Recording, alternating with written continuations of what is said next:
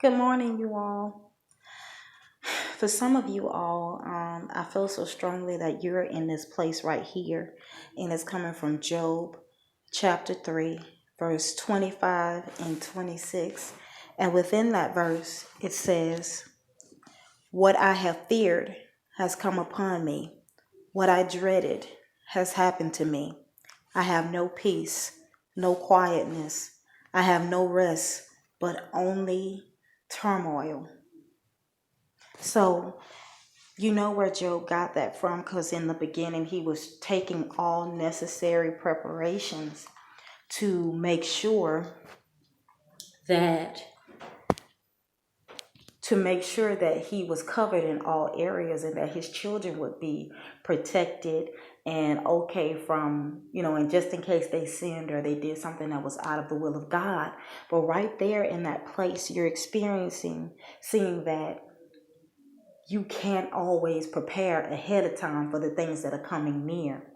And God is needing you to know that it's time for us to address the things that we fear. It's time to lay fear down, stomp on it, let it die today, because you don't know what is to come. You don't know how much further you're going to have to go before you are able to be ushered in until the promise and until the things that God has promised us. None of us knows. And it tends to have a tendency to catch us unexpectedly when we least expect it. Like we're right there at that last time around where we just can't take it anymore. We are ready to crack. We are ready to pop. And right then and there is when it happens. So let fear die. Stop trying to make preparations ahead of time, because you can't. And for some of you all, this is the time where when the devil tries to get in your mind and have you to think that suicide is the easy way out. And many of you all have already attempted suicide. But I'm here to tell you, you're going to be here, because God is not finished with you yet. He is not finished with you yet. You have much more to accomplish before the day you sleep. Don't give in to the means of which the enemy is trying to cause you to break under that type of pressure. Remember, true leaders have to have a true testimony in order to draw others in closer to Christ. Without testimony, your life is not useless, I want to say, but it's useless for the ministry. What could you speak on to relate to other people who are broken if you yourself have not lived through anything? What could you possibly speak to them to help them? If you know what I mean. So today, we need to learn how to prepare for the fears. Go ahead and just accept, pushing forward out of fear.